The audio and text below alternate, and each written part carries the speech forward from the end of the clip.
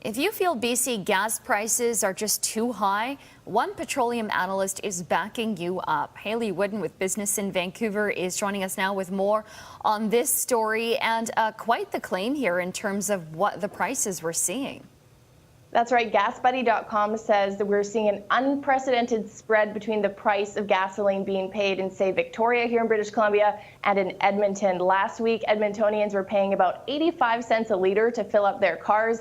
In Victoria, that was $1.38, and that wasn't even the highest price point we saw in BC and Greater Vancouver. Those prices were that much higher. That 53-cent spread is attributable to a couple of things. One are capacity issues. It's simply more expensive to get gasoline to the province of British Columbia. We're facing constraints on that side of things, which means the province has to look to either other markets, which adds costs, or other more costly forms of transporting that fuel. The other big area, though, is taxation. Albertans do pay taxes on gasoline, but they do not compare to what we're paying here in BC. We have provincial and federal taxes, a higher carbon tax than Alberta does, and that's slated to go up this spring. But the real add-on here are transit taxes applied to gasoline prices in Greater Vancouver. Those are at 17 cents. They're going up to 18.5 cents later this year. That 18.5 cent differential really takes up and is attributable and responsible for part of that 53-cent spread we're seeing between the provinces. Quite significant. It sure is. All right.